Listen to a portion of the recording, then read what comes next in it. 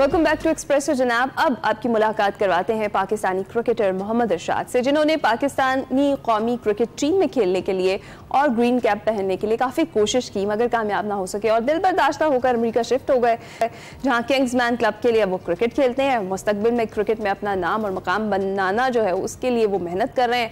मज़ीद हम उन्हीं से बात करेंगे। स्टूडियोज़ में हमें वो ज्वाइन कर चुके हैं। कौन सी ऐसी वजूहत हैं इसके बायस क्रिकेटर्स दिल बर्दाश्त होकर मुल्क छोड़ देते हैं और फिर अपना जो करियर है वो कहीं और जाकर किसी और मुल्क में जाकर परसू करते हैं। मोहम्मद इरशाद साहब हमारे साथ स्टूडियोज़ में मौजूद हैं। अस्सलाम वालेकुम एंड गुड मॉर्निंग। कैसे हैं सर?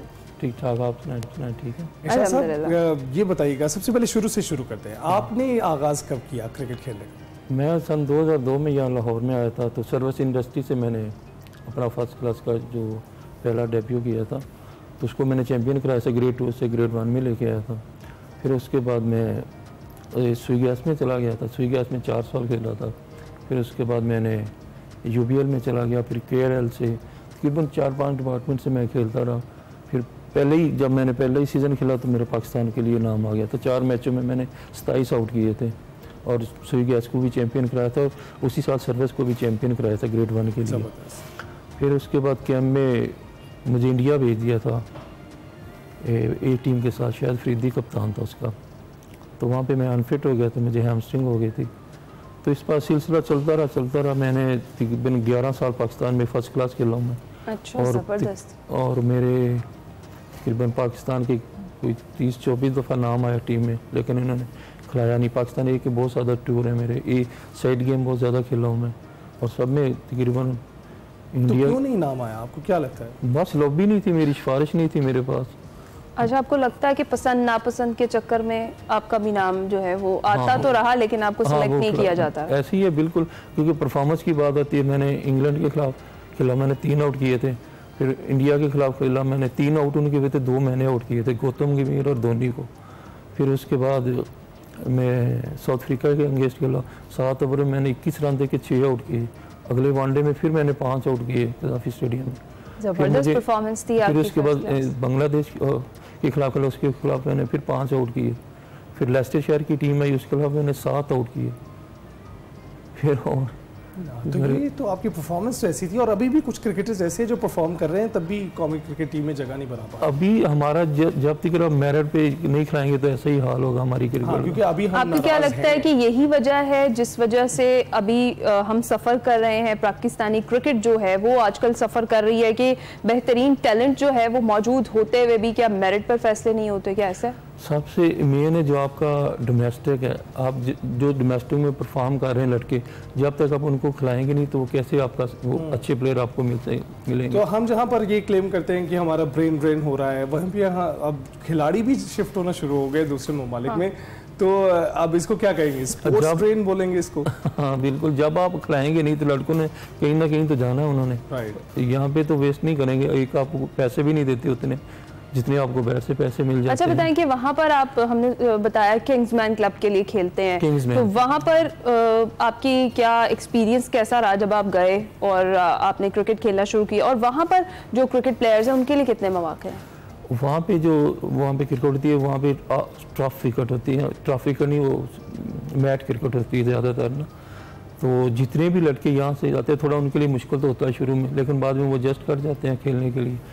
तो यहाँ से वहाँ पैसे ज़्यादा मिलते हैं लड़कों को, तो इसलिए लोग वहाँ जाते हैं। डॉलर कन्वर्जन की वजह से या जनरली पैसे ज़्यादा मिलते हैं? पैसे वैसे भी ज़्यादा मिलते हैं, बजाय डॉलर भी कमांड करेंगे तो हमें ज़्यादा होंगे, उसके बावजूद भी पैसे बहुत ज़्यादा मिलते हैं वहाँ पे। अच्छा, तो ये तो इस तरह तो अगर आप अच्छे ऐसे ख्वाब दिखाएंगे तो हमारे तो सारे खिलाड़ी उठ के वहाँ जाना शुरू कर देंगे। तो अच्छी बात है ना, पैसे मिलने चाहिए। वहाँ पर आप बताएं कि यहाँ देखें, अभी डोमेस्टिक 2 साल हो गए अंडर 19 के रीजन के लड़कों को पैसे नहीं मिले 2 साल के।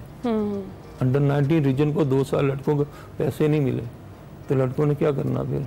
तो आपको लगता है ये सिर्फ इंतज़ामिया की वजह से है या ये सियासत ज़्यादा हो गया है पूरा PCB? इंतज़ामिया भी सियासत भी दोनों ही। लॉबी है जिसके अपने बंदे हैं बोर्ड में, वही करते हैं, जो अपने लड़का खिलाना चाहते हैं खिला लेते हैं। शुरू से यही चलता आ रहा है और यही चलेगा। जब तक आप मेरिट पे कोई काम भी नहीं करेंगे तो हमारी क्रिकेट बिल्कुल ख़त्म होती जा रही है। तो फिर आपका सजेशन क्या है? कैसे डिसीजंस होने चाहिए, कैसे फैसले होने चाहिए ताकि इसमें बेहतरी आ सके? सबसे पहले तो PCB का जो चेयरमैन है वो होना चाहिए स्ट्रॉन्ग होना चाहिए, जो डिसीजन करे। तो मोहसिन नकवी साहब स्ट्रॉन्ग नहीं है आपके ख्याल में? हाँ स्ट्रॉन्ग है, कोई डिसीजन बताया ना उनसे। उनके सब फैसले आज़ाद हैं, वो उन्होंने स्टेडियम्स बनवा दिए, सारा कुछ खुद कर लिया। कौन सा स्टेडियम, जब पानी से भरा हुआ स्टेडियम, ठीक है ना, ये स्टेडियम बनाने से थोड़ी नहीं। लेकिन ये बात दुरुस्त है कि वो स्ट्रॉन्ग की जो डेफिनेशन है उस पर तो आता है कि जो फैसला लेते हैं वो अटल हो जाता है, उसको करके दिखाते हैं। लेकिन मोहसिन नकवी साहब के फैसले कुछ गलत भी गए हैं। मिसाल के तौर पर जो स्क्वाड पहले से तय किया गया था, बहुत तनकीद हो रही थी। हमारी कुछ सीरीज़ जो पिछले दिनों हुई हैं उस पर के वो स्क्वाड्स ये नहीं भेजने चाहिए थे जो खासकर हम अपने मुल्क में मुनक्किद कर रहे थे, जिसके मेज़बान थे। देखिए आपने कहा कि स्ट्रॉन्ग, हमने चैंपियन ट्रॉफी, हम होस्ट थे ना, हाँ, चैंपियंस ट्रॉफी हम लोग कहाँ थे फाइनल में?